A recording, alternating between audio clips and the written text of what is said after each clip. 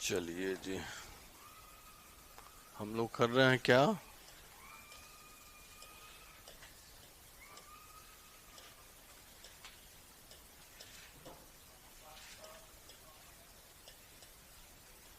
समता का अधिकार नहीं। और अभी तक हम लोग समझे हैं कि अनुच्छेद 14 जो है यह समता के अधिकार को क्या करता है? परिभाषित करता है। नहीं, परिभाषित करता है। और उस परिभाषा में हम लोग देखे हैं कि ये अर्थपूर्ण समता, ये ध्यान रखेंगे, अर्थपूर्ण नहीं, अर्थपूर्ण समता और इसके साथ साथ क्षैतिज नहीं, क्षैतिज पूर्ण समता की बात करता है। नहीं, क्षैतिज पूर्ण समता की बात करता है। अर्थपूर्ण समता को आप समझाएंगे? अर्थपूर्ण समता को समझाएंगे?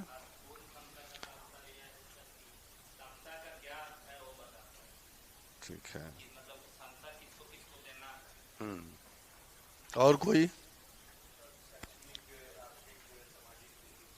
बिल्कुल, सभी वर्गों को नहीं, जो उस हाँ, उस जो समाज का निश्चित वर्ग है, निश्चित समुदाय है जो वंचित रह गया है शिक्षा से, नहीं, संसाधनों से, उनको ये देने की बात करता है। नहीं, उनको भी देने की बात करता है। और जब तक ये मिल जाएगा सबको तो ये वाली चीज स्थापित हो जाएगी। नहीं, अपने आप स्थापित हो जाएगी। ठीक है, तो ये देता है। और फिर आप देखेंगे 15 से 18 जो है, इनको परिभाषा, ये तो परिभाषा दे दिया, और इनको कैसे इम्प्लीमेंट करना है सब आर्टिकल में, सब आर्टिकल के रूप में इनकी चर्चा है। नहीं, और इसी परिभाषा के अनुरूप उच्चतम न्यायालय ने चार नियम डेवलप किए हैं, 4 नियम दिए हैं, जिसमें पहला होता है विधि का शासन। नहीं, विधि का शासन पहला। विधि का शासन का अर्थ क्या है? विधि के अनुसार शासन, और उसमें अलग अलग अवयव है। नहीं, विधि के समक्ष समता। विधि के समक्ष समता का अर्थ क्या है? हाँ, कानून के सामने सभी लोग बराबर हो, अमीर गरीब, ऊंच नीच और अधिकारी गैर अधिकारी, नहीं, जितने हैं सब बराबर हो, तो इसको कहते हैं विधि के समक्ष समता। नहीं, तो इसको लिखे, हेडिंग बनाए, इसमें हम लोग किए थे ना समता के अधिकार में, सिद्धांत लिखा दिए थे। लास्ट वाला क्या था? हाँ, उल्लेख किया गया है। ठीक है, सिद्धांतों का उल्लेख किया गया है। ठीक है, अब इसमें लिखेंगे एक एक करके। पहला है विधि का शासन। पहला जो उच्चतम न्यायालय सिद्धांत दिया है उसमें है विधि का शासन। नहीं, विधि का शासन। दूसरा है वर्ग और वर्ग विधान। विधि का शासन पहला है, दूसरा है वर्ग और वर्ग विधान। वर्ग और वर्ग विधान। नैसर्गिक न्याय, दूसरा है नैसर्गिक न्याय। चौथा है कल्याण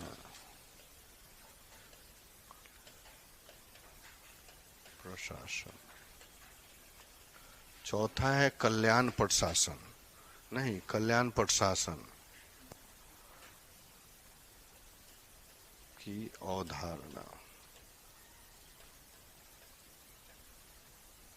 कल्याण प्रशासन की अवधारणा है चौथा। हाँ, कल्याण प्रशासन की अवधारणा चौथा। ये क्या है? नैसर्गिक न्याय का सिद्धांत, इसको कीजिएगा सिद्धांत, नैसर्गिक न्याय का सिद्धांत। नहीं, ये आपको आर्टिकल 14 के परिभाषा में ही ये सिद्धांत अंतर्निहित है। पहला है विधि का शासन, ये उच्चतम न्यायालय ने निर्देशित किया है। पहला है विधि का शासन, दूसरा है वर्ग और वर्ग विधान। तीसरा है नैसर्गिक न्याय का सिद्धांत, चौथा है कल्याण प्रशासन की अवधारणा। नहीं, यह सबसे इंपॉर्टेंट है, कल्याण प्रशासन की अवधारणा, और इसी अवधारणा से ही निकला है आरक्षण का सिद्धांत। उसकी हम लोग चर्चा करेंगे, एक एक करके चर्चा करेंगे। विधि का शासन, ठीक है जी। चलिए पहला एक हेडिंग बनाइए आप लोग,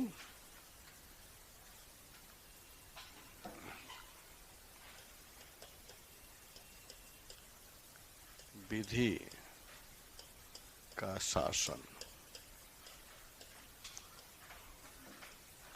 विधि का शासन,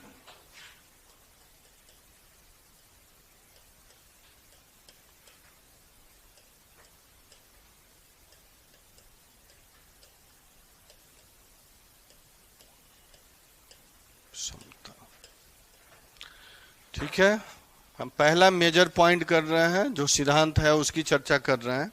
नहीं, विधि का शासन, विधि के शासन के 4 अवयव हैं। पहला अवयव है विधि के समक्ष समता। विधि के समक्ष समता का तात्पर्य क्या है कि कानून के सामने सभी बराबर हैं, अमीर गरीब ऊंच नीच, सरकारी अधिकारी और गैर सरकारी अधिकारी सभी बराबर हैं। और यह सिद्धांत जो है ब्रिटेन के संविधान से आया है, ध्यान रखेंगे। तो इसमें 2 लाइन लिख लें आप, 2 लाइन, विधि के समक्ष समता है, यहां पे लिखें। यह सिद्धांत, यह सिद्धांत ब्रिटेन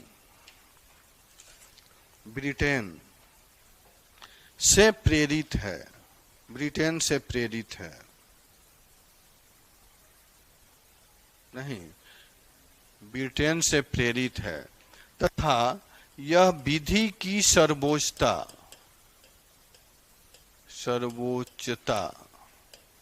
विधि की सर्वोच्चता पर आधारित, विधि की सर्वोच्चता पर आधारित है, ठीक है। यह ब्रिटेन से प्रेरित है, कौन? विधि के समक्ष समता ब्रिटेन से प्रेरित है, और यह विधि की सर्वोच्चता पर आधारित है। अर्थात यहाँ क्या है, विधि सर्वोच्च है। नहीं, विधि सर्वोच्च है, विधि के सामने सभी क्या है, सभी बराबर है, कोई भेदभाव नहीं किया जाएगा, ठीक है। यहाँ पे लिखेंगे जैसे कोई भी व्यक्ति, ब्रैकेट्स में लिख लेंगे अमीर गरीब कौमा ऊंच नीच, नहीं, कौमा अधिकारी गैर अधिकारी, गैर अधिकारी, ब्रैकेट्स बंद, कानून से ऊपर नहीं है, कानून से ऊपर, ब्रैकेट्स बंद, लिखेंगे कानून से ऊपर नहीं है, कानून से ऊपर नहीं है, ठीक है जी, क्लियर है। विधि का शासन हम लोग कर रहे हैं। विधि के शासन में पहला अवयव जो है ये कौन है, विधि के समक्ष समता, यानी विधि के, यहाँ विधि की सर्वोच्चता की संकल्पना है, यानी विधि क्या है, सर्वोच्च है, और सर्वोच्च है इसलिए विधि के समक्ष सभी क्या है, बराबर है। यहाँ कोई हिरार्की नहीं है, यानी लोकतंत्र ही है, धनतंत्र नहीं है। नहीं, इसको धनतंत्र तो सिस्टम बना देता है जी, पैसे के बल पर कानून खरीदना, कानून बेचना, वो तो सिस्टम का फॉल्ट है, लेकिन संविधान में इसकी कोई जगह नहीं है, समझ गए ना। इसकी बात करता है, यानी क्या है, विधि जो संविधान द्वारा विधि प्रदत्त है वो सर्वोच्च है, उसके सामने सभी बराबर हैं, ठीक है। दूसरा पॉइंट लिखेंगे आप लोग, दूसरा पॉइंट, विधियों का समान संरक्षण, विधियों का समान संरक्षण, विधियों का समान संरक्षण, नहीं, विधियों का समान संरक्षण, ये लिखिएगा। यह सिद्धांत अमेरिका से प्रेरित है, यह सिद्धांत अमेरिकी संविधान से या अमेरिका से ही प्रेरित है,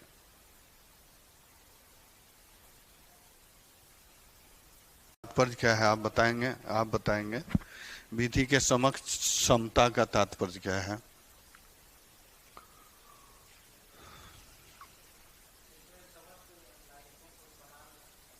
बिल्कुल नहीं, अमीर गरीब ऊंच नीच सरकारी अधिकारी गैर सरकारी अधिकारी जो भी हैं सब क्या है, समान स्तर पर है। नहीं, सबका समान स्तर है। ये विधि के समक्ष, यानी विधि के समक्ष सभी समान है।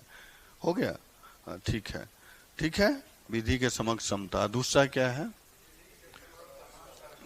विधि के समान संरक्षण का तात्पर्य क्या है? एक आदमी बोलिए। हाँ हाँ,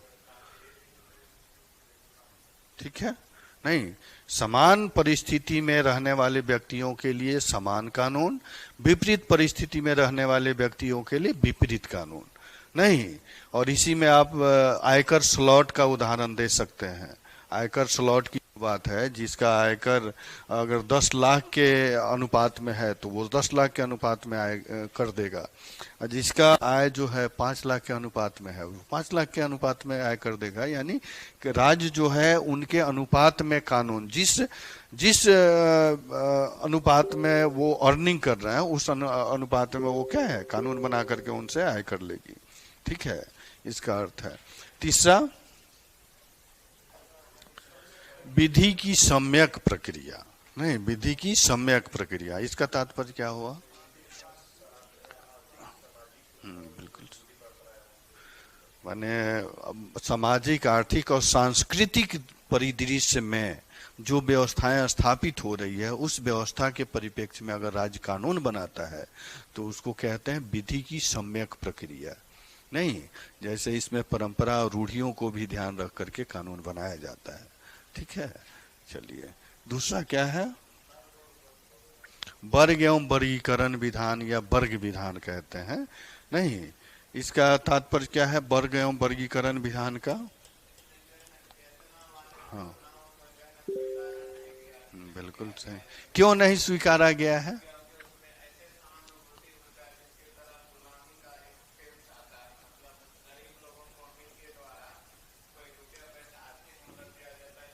ठीक है, समझ रहे हैं ना? यानी कह सकते हैं कि हमारी भारत में जो भारतीय अर्थव्यवस्था है ये समता मूलक अवधारणा पर चलती है। नहीं, समता मूलक अवधारणा पे चलती है, जिसमें वर्ग विधान में चेतना की अवधारणा को संविधान नकार दिया है। नहीं, चेतना का अर्थ क्या हुआ? इमोशनली अटैचमेंट या आप सहानुभूति व्यक्त करना। नहीं, तो उस तरह की भावना को संविधान नकार देता है, लेकिन हमारा भारतीय संविधान, भारतीय समाज संस्कृति जो है इस भावना पे चलता है। नहीं, गरीबों का कल्याण जो कुछ पूंजीपति वर्ग हैं या तथाकथित उस तरह के हैं वो करते हैं, लेकिन ध्यान रखेंगे। और यही अवधारणा है कि आप गांव वगैरह में देखते होइएगा, जो संपन्न व्यक्ति है, नहीं, जो पहले से जमींदारी प्रथा आते आ रहा है। नहीं, पहले राजा महाराजा हुआ करते थे छोटे छोटे। नहीं, उनका राजतंत्र तो खत्म हो गया, फिर भी उनके पास बहुत सारी वैसे व्यवस्थाएं थी या जमीन जायदाद था कि SC ST वर्ग को वो अपने जमीन में क्या करते थे, बसा देते थे। अभी गांव में देखेंगे परसेंटेज पहले होता था, लेकिन अभी भी देखिएगा गांव में बहुत SC ST या उस तरह के जो हैं, जो आप देखेंगे मुसहर नाम सुने हैं ना, वो भी आता है। हाँ, जो गांव में होता है मांग करके खाता है या चूहा वगैरह जो पकड़ता है, तो ये देखिएगा ये लोग, या नट हो गया। नहीं, नट हो गया, इन दो समुदाय को परसेंटेज लोग अपने जमीन में बसा दिया है। जो जमींदार होता था तो वो अपने जमीन में बसा दिया, उस सबको तो जमीन होता नहीं था तो जमीन में बसा दिया, SC ST वर्ग को भी बसाया।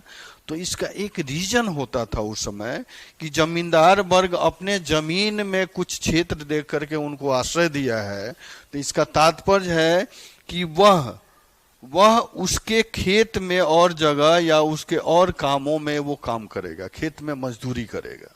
ये भी मानसिकता होती थी। इस मानसिकता से बहुत सारे जमींदार लोग उस तरह के वर्ग के लोगों को अपने खेत में, अपने जमीन में बसा देते थे। बसा देने का अर्थ क्या हुआ? वो बधुआ मजदूर बना लिया, बधुआ मजदूर बना लिया, जिसको संविधान नकार देता है, प्रशासन नकार देता है, लेकिन व्यवस्थाएं वैसी चली आ रही थी। समझे? तो इसका अर्थ है कि ये वर्ग और वर्गीकरण विधान में इसकी संकल्पना नहीं है, चेतना की संकल्पना नहीं है, क्योंकि यह बधुआ मजदूरी को बढ़ावा देता है। नहीं, बंधुआ मजदूरी के साथ साथ ये जो कार्य कुशलता होनी चाहिए वो कार्य कुशलता उस वर्ग के लोग पहचान नहीं पाते हैं। नहीं, क्योंकि उनको अपॉर्चुनिटी ही नहीं मिलेगी। समझ गए ना? अगर अपॉर्चुनिटी मिलेगी उस वर्ग को तभी वो अपना तो क्षमता पहचानेगा और उसके हिसाब से काम करेगा। लेकिन जब चेतना की बात आ जाएगी तो उसके भरण पोषण के लिए दूसरा वर्ग तो धन दे ही रहा है, तो धन दे रहा है तो उसका काम चल रहा है, वो अपने आप को विकसित नहीं कर पाएगा। इसको क्या करता है? संविधान नकार देता है और कहता है कि उस वर्ग को पहचानने की जो अवधारणा है, पहचानने की जो कर्तव्य है वो राज्य का है। राज्य की जिम्मेवारी है कि उस वर्ग के लोगों को पहचाने और उस वर्ग के हिसाब से उनके संसाधनों का व्यवस्था करे कि वो अपने आप अपने कौशल का विकास करें। नहीं, अर्थात कह सकते हैं कि उस वर्ग को पहचान करके उनको शिक्षा देने का जो कर्तव्य है ये किसका है? राज्य का है। नहीं, वहाँ का प्रशासनिक प्राधिकरण का है, स्थानीय प्राधिकरण का है कि वो शिक्षित हो और शिक्षित होकर के अपने कौशल को पहचाने, आगे बढ़े। ठीक है, वर्गीकरण विधान। तीसरा क्या था? नैसर्गिक न्याय। नहीं, नैसर्गिक न्याय की संकल्पना है। नैसर्गिक न्याय आप बताएंगे? नैसर्गिक न्याय उस दिन नहीं थे लास्ट क्लास में? हाँ, आप बताएंगे। आप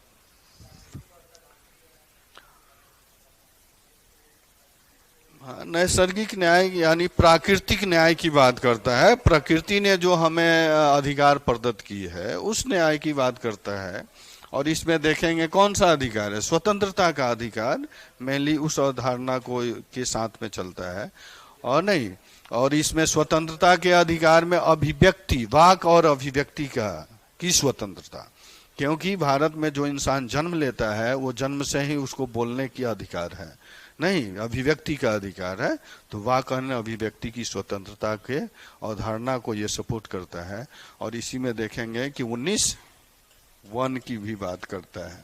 नहीं, तीसरा, हाँ जी, हाँ नेहा बताएंगी।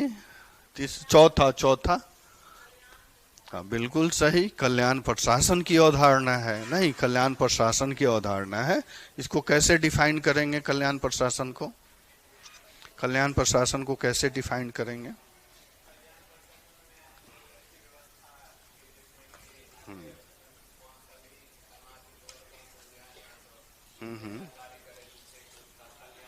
ठीक है, कल्याण प्रशासन। हाँ जी, और कोई बताएगा? बिल्कुल सही। नहीं, सामाजिक विषमता को दूर कर, यानी विभेदीकरण को पहचान कर विषमता दूर करने की अवधारणा है। नहीं, और इसमें कौन कौन से आर्टिकल हैं? समाज कल्याण को सपोर्ट करने वाले आर्टिकल कौन कौन है?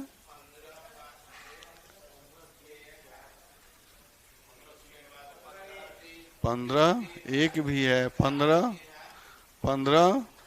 3 है, 15, 4 है।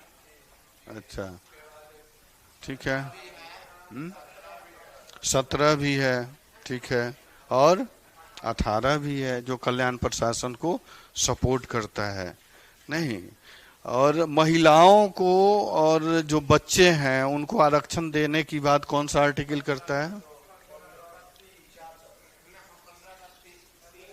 कौन देता है जी?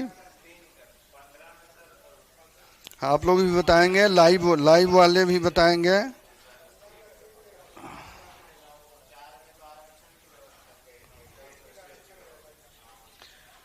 हमने पूछा कि महिलाओं और बच्चों को विशेष प्रावधान देने की बात करता है। 15(3), ठीक है, महिलाओं और बच्चों को विशेष प्रावधान देता है। इसका अर्थ है कि महिलाओं को जो स्थानीय निकाय है उसमें आरक्षण की बात करता है। नहीं, और बच्चों को निःशुल्क शिक्षा देने की बात करता है 15(3). अब 15(4), एक आदमी बोलिए। हाँ, मैंने पिछड़े वर्ग एससी एसटी के शैक्षणिक स्तर पर अगर पिछड़े हुए हैं तो पिछड़े वर्ग के साथ एससी एसटी के शैक्षणिक दृष्टि से उनको हेल्प करने की बात करता है। अर्थात ये इसी अवधारणा से आरक्षण का अवधारणा है, इसी आर्टिकल से। नहीं, इसी में देखेंगे कि पिछड़े वर्ग को आपको विधानसभा लोकसभा में भी आरक्षण देने, सीटें देने की बात कही गई है। नहीं, शैक्षणिक संस्थानों में भी सीट देने की बात की गई है 15(4) में। ठीक है, इसको याद रखेंगे। 17 का अस्पृश्यता का अंत हो, अस्पृश्यता का यानी छुआछूत का अंत हो। चलिए, अच्छी बात है जी। और बताइए, सबको मिलाकर के अगर एक शब्द में पूछा जाए कि कल्याण प्रशासन की अवधारणा किसके तरफ इशारा करता है, कि कल्याणकारी राज्य की स्थापना के तरफ, अर्थात कहता है कि सबका साथ सबका विकास, सभी क्षेत्रों का, हाँ सभी क्षेत्रों का विकास, नहीं उस तरफ इशारा करता है। और ये सारे आर्टिकल, नहीं 15(3), 15(4), 16, फिर आपको 17 और 18। ठीक है, चलिए यहाँ तक क्लियर है। इसी तरह याद करते रहेंगे। बढ़े आगे? नहीं,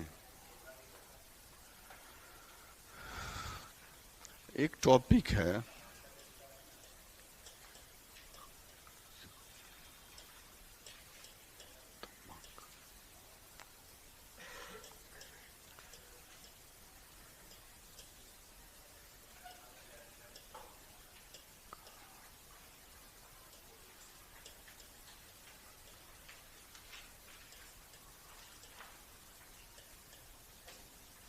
संरक्षणात्मक विभेदीकरण की अवधारणा, संरक्षणात्मक विभेदीकरण की अवधारणा, नहीं संरक्षणात्मक यानी संरक्षण दे करके विभेदीकरण करना। ठीक है जी।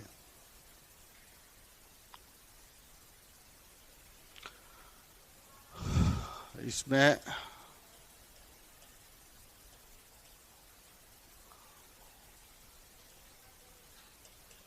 अनुच्छेद 15(4), नहीं अनुच्छेद 15(4) क्या कहता है?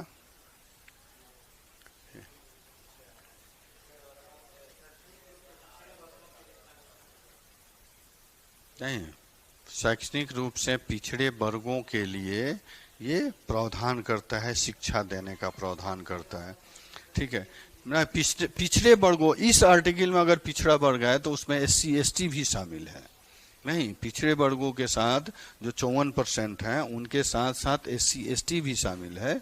यानी 15(4) जो है यह पिछड़े वर्गों यानी SC ST के शैक्षणिक रूप से शिक्षा देने की बात करता है और उनको सपोर्ट करने की बात करता है। और इसी अवधारणा से निकलता है कि अगर कोई भी पिछड़ा वर्ग है, SC ST है, किसी उच्च शिक्षण संस्थान में एडमिशन लेना चाहता है तो मान लीजिए वहां पर सीटें अगर 100 हैं तो 100 में 15 सीट उन लोगों को दिया जाए, नहीं 35 सीट उन लोगों को दिया जाए। किसी कॉम्पिटिटिव एग्जाम में अगर कट ऑफ है मान लीजिए 105 है तो उन लोगों को 95 दिया जाए, क्योंकि वो पहले से ही पिछड़े हैं और उनको इतना अगर कम करके कट ऑफ लिया जाएगा तो वो क्या करेंगे, दूसरे का बराबरी कर पाएंगे और अपना स्तर सुधार पाएंगे।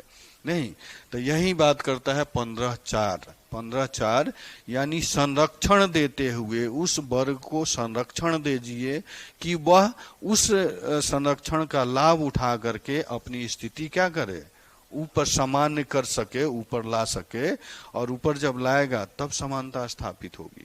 तो ये विभेदीकरण नहीं है, इसको विभेदीकरण नहीं कहेंगे। अगर सिर्फ विभेदीकरण की अवधारणा जब आएगी तो ये समता का क्या होगा, समता का विरोध करेगा। नहीं, और समता के अधिकार में 15(4) बात करता है। तो ये संरक्षण देते हुए विभेदीकरण यानी राज्य का कर्तव्य है कि उस वर्ग की पहचान करे जो शैक्षणिक और आर्थिक रूप से पिछड़े हुए हैं। शैक्षणिक, 2 शब्द याद रखेंगे। राज्य का कर्तव्य है कि जो वर्ग शैक्षणिक और आर्थिक रूप से पिछड़े हुए हैं उस वर्ग की पहचान करके उनके लिए अलग से व्यवस्था करें। समझ गए ना, अलग से व्यवस्था करे और उन क्षेत्रों में जो उनको उनके मानसिक और बौद्धिक विकास के तरफ इशारा करता है उन क्षेत्रों में उनको आरक्षित करे, सीट आरक्षित करे। नहीं, तो इसको विभेदीकरण कहते हैं। संरक्षणात्मक यानी उनको संरक्षण करे पहले, समझ गए ना, यानी कह सकते हैं कि ये समता के अधिकार का उल्लंघन नहीं है। नहीं नहीं तो वो आंदोलन जब भी आंदोलन होता है, विरोध होता है, तो वहां पॉलिटिकली स्टैंड होता है। नहीं, राजनीतिक हस्तक्षेप होंगे तभी ये विरोध होगा। राजनीतिक हस्तक्षेप नहीं होगा तो जो भी व्याख्या, सुप्रीम कोर्ट हमेशा व्याख्या करती है कि जो 15(4) कहता है ये गलत नहीं कहता है, यह स्पष्ट करता है कि उस वर्ग की पहचान करनी है, और वो वर्ग SC ST और अनुसूचित जाति के अलावा भी हो सकता है। सामान्य जो तीसरा है वर्ग, और दूसरा है वर्ग और वर्ग विधान। हाँ, वर्ग विधान, ठीक है, ये मेजर है। दूसरा है वर्ग और वर्ग विधान। वर्ग और वर्ग विधान या वर्गीकरण विधान, नहीं, वर्ग विधान, वर्गीकरण विधान, ठीक है।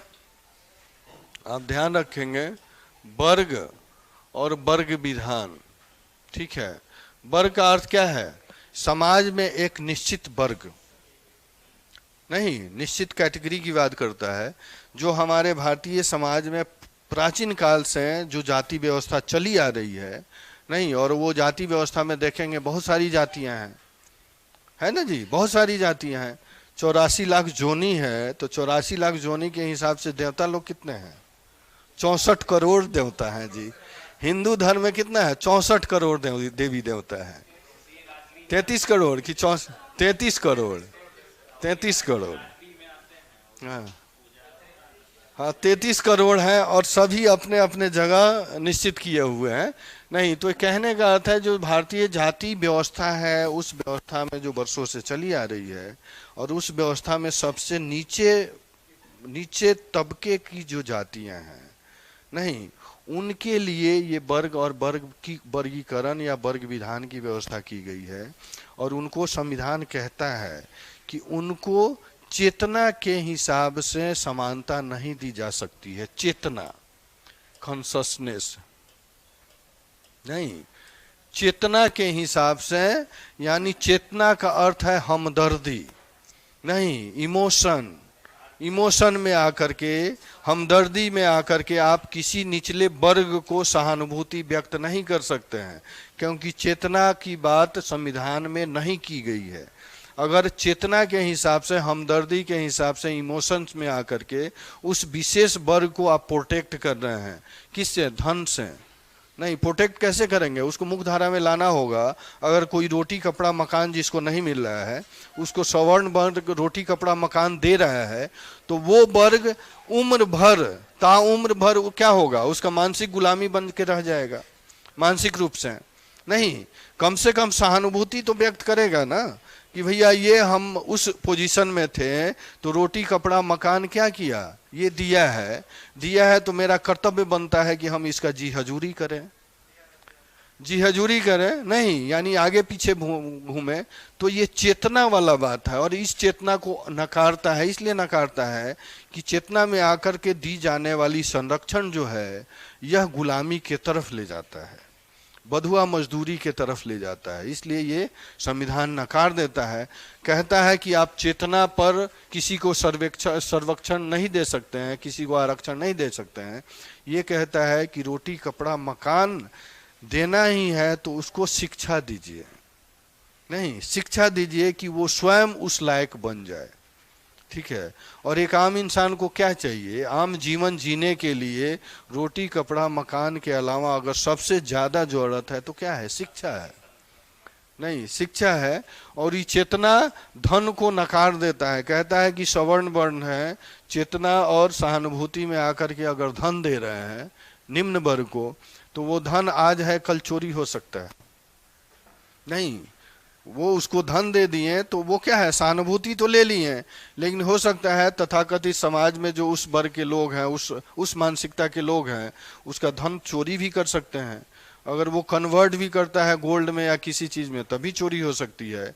तो ये कहता है कि आप धन न दो, धन देने की जो परंपरा है उसको आप नॉलेज में कन्वर्ट कर दो। नहीं, नॉलेज में कन्वर्ट कर दो, यानी उस वर्ग को वो शिक्षा देने की बात करता है, शिक्षा में आरक्षण देने की बात करता है। अगर शिक्षित कर दोगे तो ये कहता है कि शिक्षा वो इन्वेस्टमेंट है कि वो लाइफ टाइम तक उसका क्या होगा, रिटर्निंग आते रहेगा।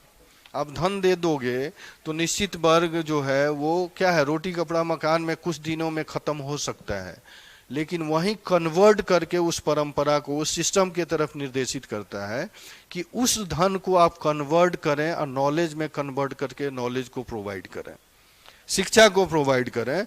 क्योंकि जब वो शिक्षित हो जाएगा तो अपने वो इन्वेस्टमेंट, ये इस धन को इन्वेस्ट कर दीजिए शिक्षा में उस वर्ग के लिए, जब शिक्षित हो जाएगा तो उसको लाइफ टाइम वो रिटर्निंग मिलेगा। समझ गए ना? इसलिए ये चेतना को वर्ग विधान में नकार देता है और ये कहता है कि आप निम्न वर्ग को, यानी जो वंचित वर्ग हैं या जो SC ST हैं और उनके साथ जो महिलाएं हैं, उनको आप शिक्षित करें, अभिव्यक्ति की आज़ादी दें। अर्थात यह जो है आर्टिकल 9(1)(a) को सपोर्ट करता है। समझेंगे ना? 9(a) को सपोर्ट करता है, जो अभिव्यक्ति और वाक्य और अभिव्यक्ति की बात करता है। उस वर्ग को ये अधिकार दीजिए कि इस अधिकार के फलस्वरूप वो शिक्षित हो सके। नहीं, और शिक्षा के लिए हर एक हायरार्की में प्राइमरी लेवल से लेकर के, यानी बच्चों को भी शिक्षित करने की बात करता है, महिलाओं को भी आरक्षण के हिसाब से शिक्षित करने की बात करता है। नहीं, महिलाओं के क्षेत्र में जहां काम कर रही हैं या शिक्षा ले रही हैं वहां भी ये बात करता है। ठीक है, जब तक उनको ये वाला अधिकार आप दे देंगे तो वो शिक्षा के तरफ अग्रसर हो जाएगा। नहीं, और इसी के फलस्वरूप आता है कि उस समुदाय को, विशेष समुदाय को आप किसी स्कूल में, किसी कॉलेज में या किसी नौकरी में या विधानसभा में, विधान परिषद में या संसद में एक निश्चित सीमा तक आरक्षित कीजिए कि वो उसका प्रतिनिधित्व वहाँ पर हो सके। नहीं, वो एडमिशन ले सके। और यही प्रावधान करता है कि जो एग्ज़ाम की क्राइटेरिया है, जहाँ कटअप 100 है, वहाँ उनका कटअप 5% 10% डाउन रखा जाए। नहीं, कि वो भी अपनी क्षमता का विकास करें और उस लेवल में आए और अपनी भागीदारी निभाएं। नहीं, तो ये वर्ग और वर्गीकरण विधान का सिद्धांत है। यानी वर्ग विधान का सिद्धांत जो पहले से परंपरा चली आ रही है, चेतना, इमोशन, नहीं सहानुभूति, इसको नकार देता है और ये कहता है कि आप उसको क्या करो, शिक्षित करो, शिक्षा की तरह आरक्षित करो। इसमें लिख लेंगे 2-4 पॉइंट। इसमें लिखेंगे भारतीय राजनीति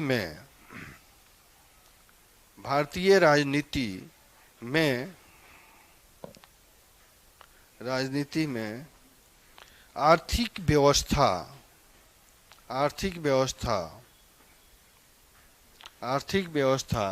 मूल रूप से समाजवादी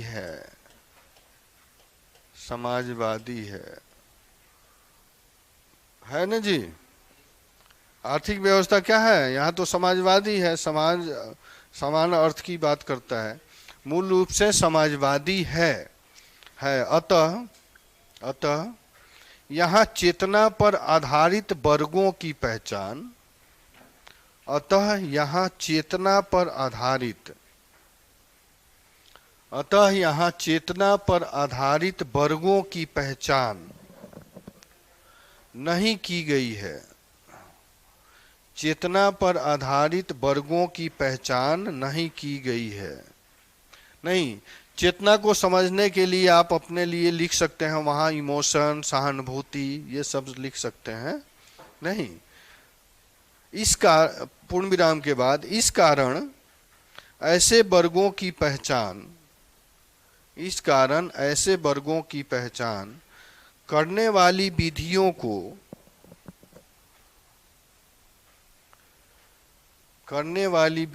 को भारत में स्वीकार नहीं किया गया है।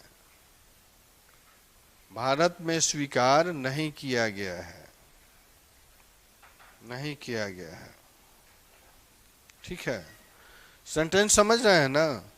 यानी चेतना आधारित वर्ग विधान के तहत विभिन्नता करने वाली समाज को क्या है, एक्सेप्ट नहीं किया गया है। समझ गए। दूसरी ओर, पूर्ण विराम के बाद, दूसरी ओर भारत की सामाजिक आर्थिक, दूसरी ओर भारत की सामाजिक आर्थिक व्यवस्था को देखते हुए, सामाजिक आर्थिक व्यवस्था को देखते हुए व्यक्तियों के उन समूहों, सामाजिक आर्थिक व्यवस्था को देखते हुए सामाजिक आर्थिक व्यवस्था को देखते हुए व्यक्तियों के उन समूहों अथवा वर्गों की पहचान अनिवार्य है। व्यक्तियों के उन समूहों अथवा वर्गों की पहचान अनिवार्य है जिनमें विषमता विद्यमान है। अनिवार्य है जिसमें विषमता विद्यमान है। ऐसे वर्गों की पहचान करने वाले विधानों को, ऐसे वर्गों की पहचान करने वाले विधानों को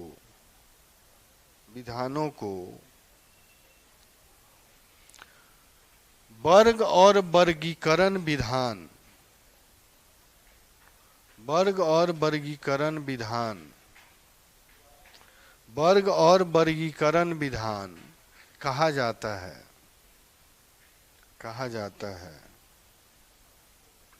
ठीक है, इसी में आगे लिखेंगे, इनके जरिए विषमताओं को पहचान कर राज्य द्वारा उन्हें दूर करने के प्रयास, विषमताओं को पहचान कर राज्य द्वारा उन्हें दूर करने के प्रयास किए जाते हैं।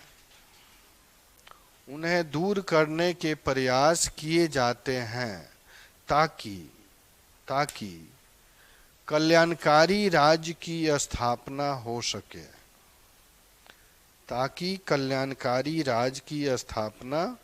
हो सके।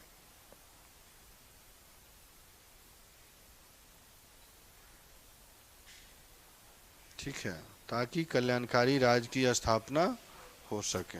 ठीक है जी, यानी कहने का अर्थ है कि विषम परिस्थिति में रहने वाले जो समुदाय हैं, वर्ग हैं, उनको पहचान करके और उनके हिसाब से विधि बनाने की प्रक्रिया की जाती है, ताकि वो उनके बीच जो विषमता व्याप्त है, विभिन्नता व्याप्त है, उसको समाप्त किया जा सके।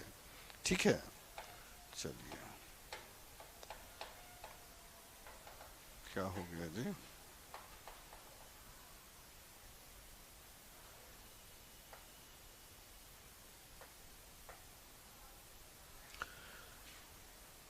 तो ये पहला, दूसरा, तीसरा पॉइंट नहीं है।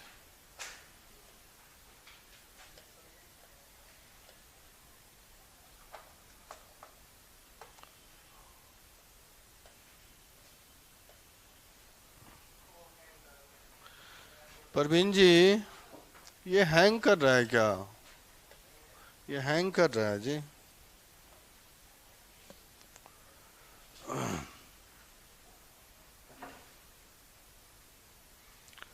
ऑफ कर दे रहा है ना, ऑफ करके ऑन कर रहा है। ऑन होने दो।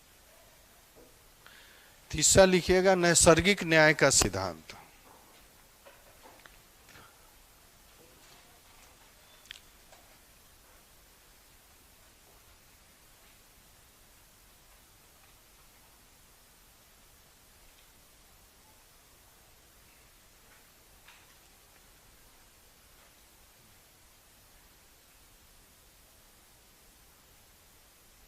ठीक है,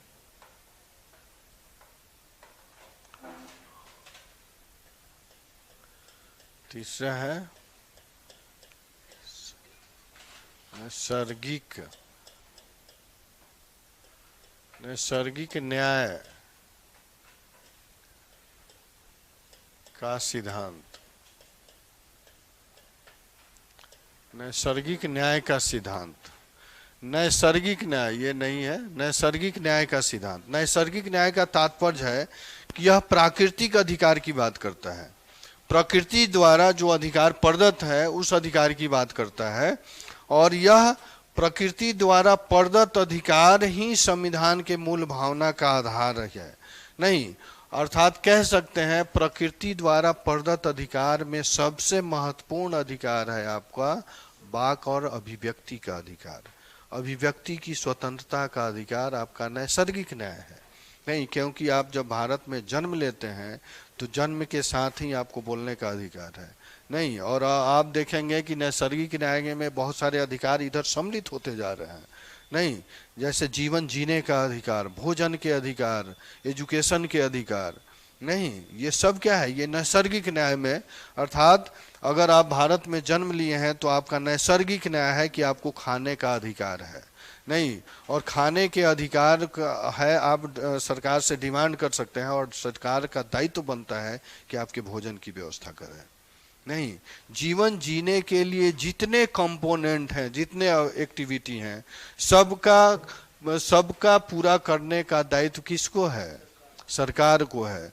उसके लिए आपको मेडिसिन है, इन्वायरमेंट का प्रोटेक्शन है, नहीं, आपको सुरक्षा देने की बात है। सबका अधिकार आपको मिल जाता है नैसर्गिक न्याय में, जीवन जीने के अधिकार में, और इसका दायित्व निर्वहन करने का दायित्व किसको है, सरकार को है। सरकार को करना पड़ेगा, समझ गए ना। तो इसमें क्या है, इसमें देखेंगे कि ये स्वतंत्रता का अधिकार, जो अभिव्यक्ति का अधिकार है, उसके अधिकार के सिद्धांत पर यह आधारित है। नहीं, और इसी में देखेंगे कि आर्टिकल 14 जो है इसकी सैद्धांतिक व्याख्या करता है। नहीं, सैद्धांतिक व्याख्या करता है, लेकिन प्रक्रियात्मक व्याख्या यानी उसको व्यवहार में लाने की बात जो करता है प्रावधान, वह प्रावधान है 19(1)(a)। ठीक है, नैसर्गिक न्याय पर समता स्थापित करने का व्यवहारिक आधार कौन प्रदान करता है, अनुच्छेद 14, अनुच्छेद 14। नहीं, और इसका ये सैद्धांतिक और व्यवहार में लाने का अधिकार जो है यह अनुच्छेद 15(1) प्रदान करता है, जिसमें वाक और अभिव्यक्ति का अधिकार है।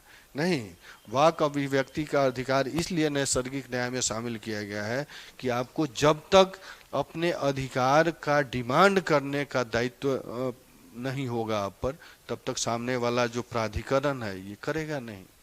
नहीं, हालांकि दायित्व है उसका, वो उसको पूरे करने का दायित्व दिया गया है, लेकिन बहुत जगह पे आपको डिमांड करना पड़ेगा, इसलिए इसको प्रक्रियात्मक के रूप में शामिल किया गया है। ठीक है, इसमें लिख लेंगे नैसर्गिक न्याय में मूल रूप से यह प्राकृतिक अधिकारों के संरक्षण की संकल्पना है। मूल रूप से प्राकृतिक अधिकारों के संरक्षण की संकल्पना है। इन अधिकारों में सबसे महत्वपूर्ण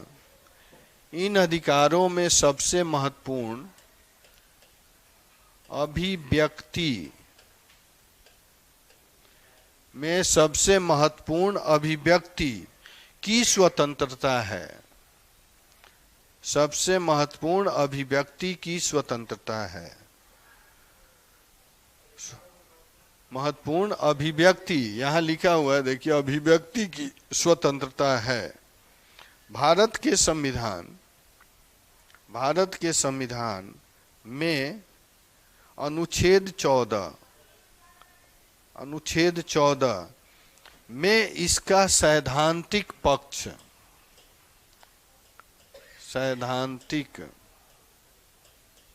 अनुच्छेद 14 में इसका सैद्धांतिक पक्ष, जबकि अनुच्छेद 19(1)(क) या 19(1)(a)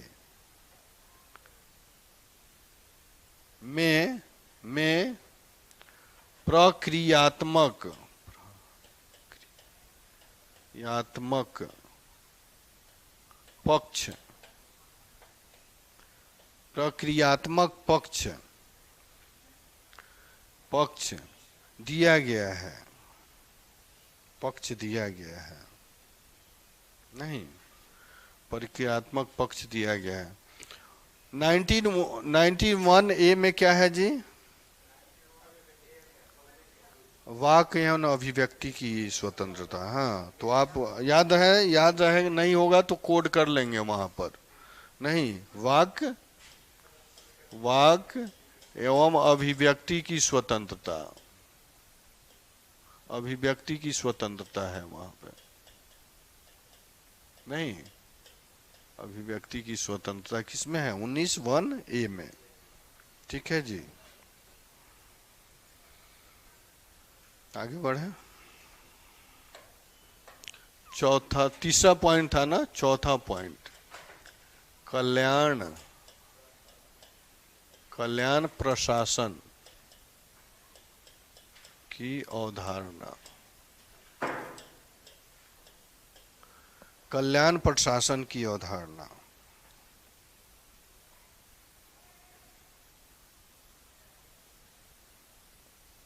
ठीक है, कल्याण प्रशासन की अवधारणा। अब ये देखिए, कल्याण प्रशासन जो है, जो हमारे संविधान में क्या कहा गया है? समता मूलक समाज, नहीं, समता मूलक समाज की स्थापना की बात कही गई है। और ये समता मूलक समाज की स्थापना ही कल्याण है, नहीं, समाज का कल्याण है। जब तक समाज में समता मूलक समाज की स्थापना नहीं होगी हमारे देश में, हमारे राज्य में, तब तक हम इस समाज का कल्याण नहीं कर सकते हैं। नहीं, कल्याण का तात्पर्य है कि यहाँ जितने लोग हैं सभी क्या है? सभी एक लेवल पे हैं। कहीं एक लेवल पे जब आ जाएंगे तो सभी को समान रूप से स्किल डेवलपमेंट की बात की जाएगी, नहीं, उनके कुशल होने की बात की जाएगी। और कुशलता के हिसाब से उनको क्या किया जाएगा? उनको संसाधन उपलब्ध कराए जाएंगे, नौकरी देने की बात की जाएगी। नहीं, अर्थात कह सकते हैं यह कल्याण प्रशासन की अवधारणा जो है समाज में समता मूलक समाज की स्थापना के तरफ इशारा करता है। नहीं, और यह उसके साथ साथ समाज में जो विषमता है, नहीं, विषमता को दूर करके, विभेदीकरण को दूर करके समाज में समता स्थापित करने की बात करता है। और यह आप देखेंगे आर्टिकल 15(1) को भी हाथ साथ लेकर के चलता है। नहीं, आर्टिकल 15(1) में क्या कहा गया है? जाति, धर्म, लिंग, मूल वंश के आधार पर सभी को समानता दी जाएगी, नहीं, उसकी बात करता है। और 15(4) की भी बात करता है, यानी महिलाओं और बच्चों को आरक्षण देने की बात करता है, नहीं, और इसी में अस्पृश्यता के उन्मूलन की भी बात करता है। नहीं, जब तक समाज में महिलाओं और बच्चों को शिक्षित नहीं किया जाएगा, जाति, धर्म, मूल वंश के आधार पर सभी को समान नहीं रखा जाएगा, और अस्पृश्यता का अवमूल्यन जब तक नहीं होगा, तब तक कल्याण की स्थापना नहीं हो सकती है। नहीं, अस्पृश्यता का तात्पर्य क्या होता है? इसका तो अर्थ बता रहे हैं, भेदभाव।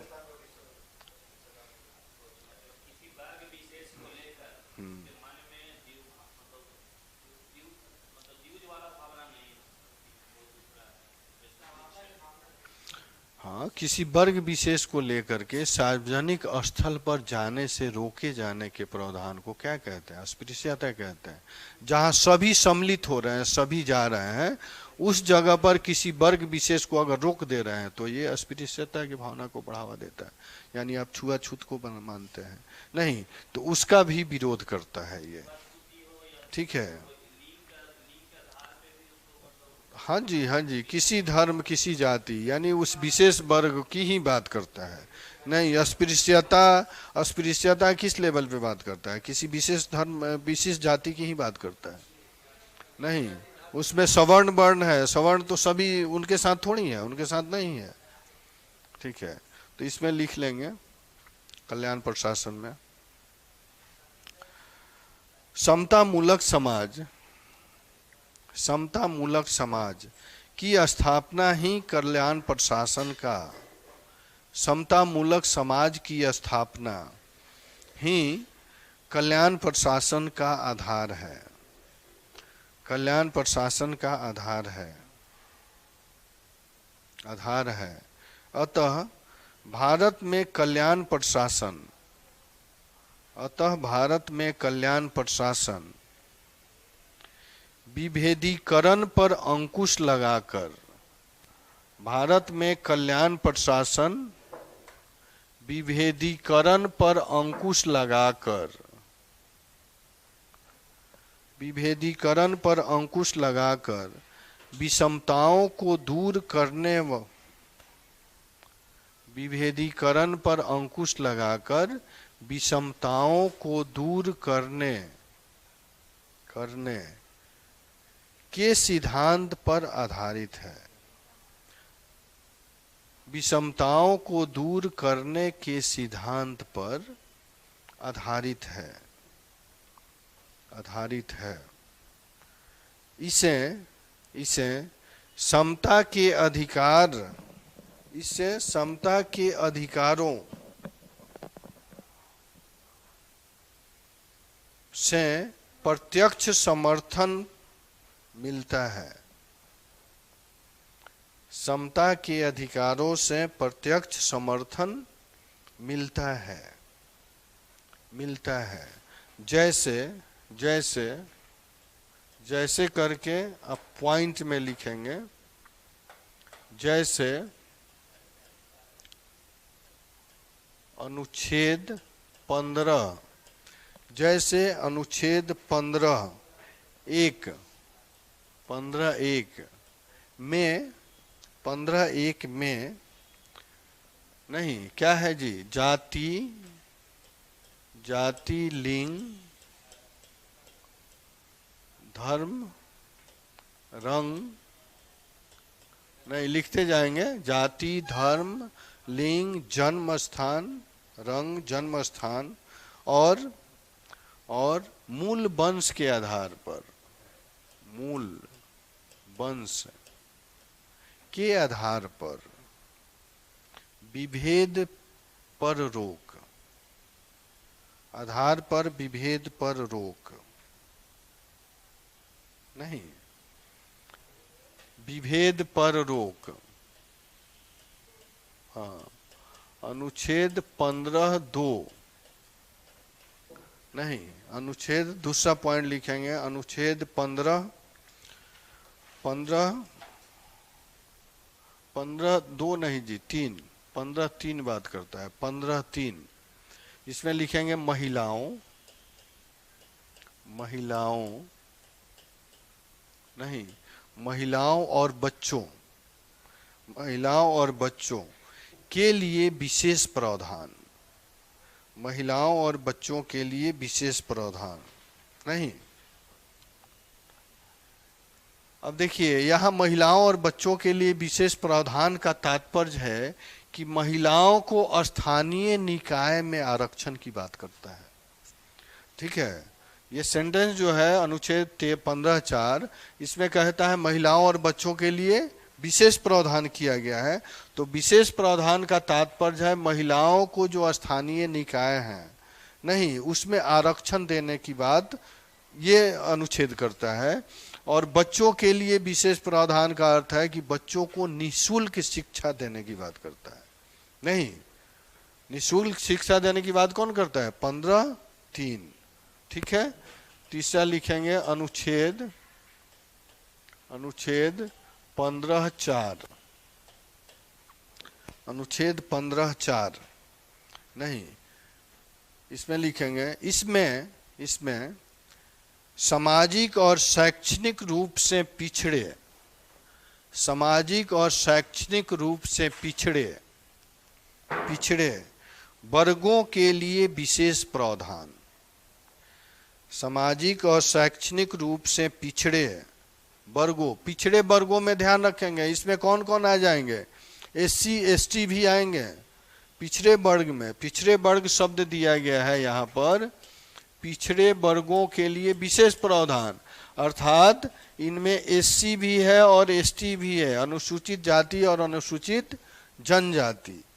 नहीं, विशेष वर्ग के लिए, पिछड़े वर्गों के लिए विशेष प्रावधान, अर्थात इसी में आरक्षण की बात कही गई है, अर्थात इसी में विधानसभा और संसद में भी उनको प्रतिनिधित्व देने की बात कही जाती है।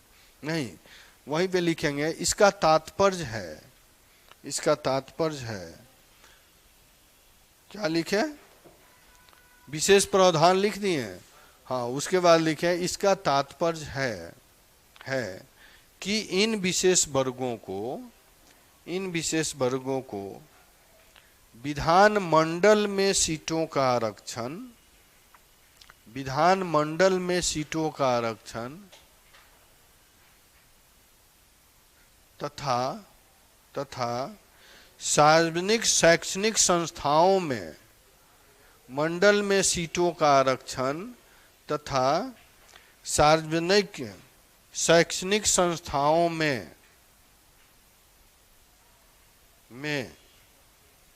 आरक्षण,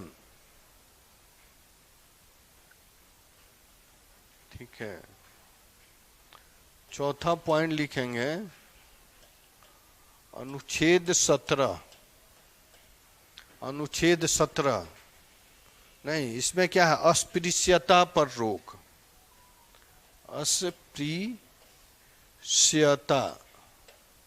अस्पृश्यता पर रोक है ना जी। 17 में क्या है, अस्पृश्यता पर रोक, ठीक है।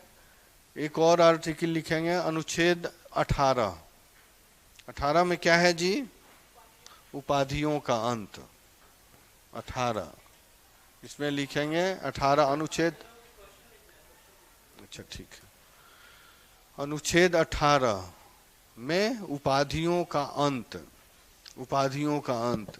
नहीं, अब देखेंगे ये सारे प्रावधान जो हैं क्या है, ये कल्याण प्रशासन की तरफ इशारा करते हैं कि अगर इन सब प्रावधानों को हम ध्यान में रखें, नहीं, इन सब प्रावधानों को अगर ध्यान में रखें तभी समाज में कल्याण की स्थापना होगी और सभी वर्गों का कल्याण होगा। नहीं, और इसी में विशेष प्रावधान किया गया अनुच्छेद 4 वाले में कि विशेष वर्गों को आरक्षण दिया जाए शैक्षणिक स्तर पर या प्रशासनिक स्तर पर भी। नहीं, प्रशासनिक स्तर और इसी में नौकरी के लेवल पे भी आरक्षण देने की बात करता है। अर्थात यही अवधारणा जो अभी वर्तमान सरकार का उद्देश्य है, सबका साथ सबका विकास और सभी क्षेत्रों का विकास, ये इसी में शामिल है, कल्याण प्रशासन में ही शामिल है, सबका साथ सबका विकास और सभी क्षेत्रों का विकास, ठीक है। और इसी से निकलता है आरक्षण का मुद्दा। तो एक बृहद मुद्दा है, हमेशा प्रश्न बनता है, हमेशा डिबेट का विषय बन जाता है कि आरक्षण क्या है, नहीं, आरक्षण के प्रावधान क्या है और आरक्षण के मुद्दे कौन कौन हैं, ठीक है। इसको ही हम लोग चर्चा करेंगे, यहीं से निकल के आता है। तो आरक्षण का अगर सिंपल अर्थ पूछा जाए आप लोगों से तो उसका तात्पर्य क्या हो सकता है, आरक्षण का मतलब क्या हो सकता है? हाँ जी बोलिए, आप ही लोगों से पूछ रहे हैं, बोलिए, आरक्षण का मतलब क्या है?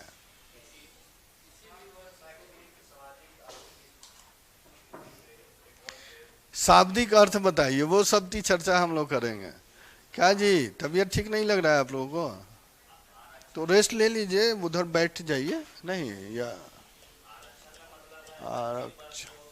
आरक्षण का शाब्दिक अर्थ बताइए।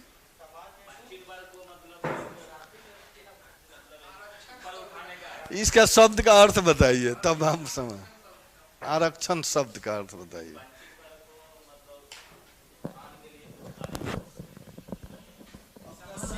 अपना सीट रिजर्व करना होता है। आप जाते हैं टिकट रिजर्व कराने तो आरक्षण काउंटर पे जाते हैं जी, कहते हैं ना कहीं सफर करना है तो भैया सीट आरक्षण करवा लो, बर्थ आरक्षण करवा लो, बस में सीट आरक्षण करवा लो। नहीं, अब तो परंपरा ये कोविड तोड़ दिया है, नहीं तो एडवांस बुकिंग करवा लो मूवी देखने के लिए, सीट आरक्षण करवा लो, नहीं सीट रिजर्व करवा लो, होता है ना सिंपल अर्थ। तो वही अर्थ है कि विशेष वर्ग को विशेष चीज़ों में, यानी वो नौकरी में, शिक्षण संस्थानों में सीट आरक्षण की बात करता है, सीट रिजर्व की बात।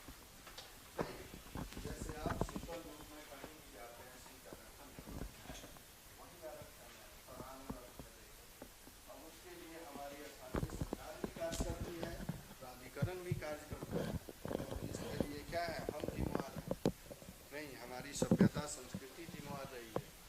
हम वर्षों से उन विशेष वर्गों को क्या किए हैं, दबा के रखे हैं जी, हर एक तरह से मानसिक गुलामी भी बना करके रखे हैं।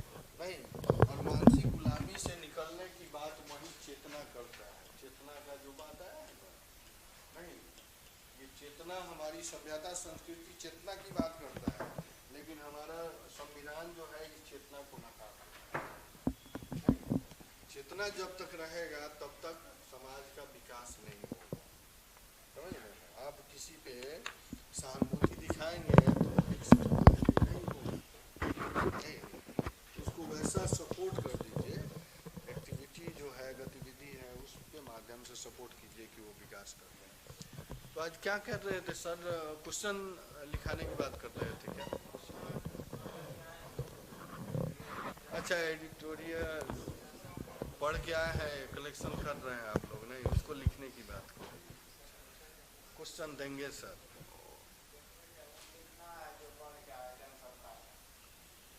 क्वेश्चन फॉर्मेट में लिखना होगा, पढ़ के आए हैं तो ऐसा ही थोड़ी लिख देंगे।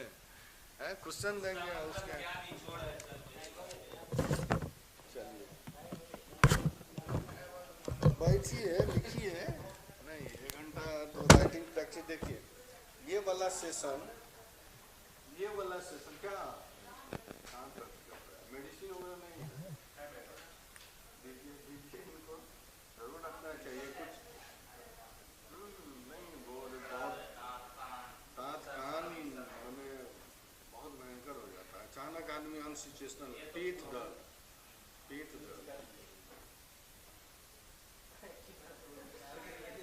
पानी है?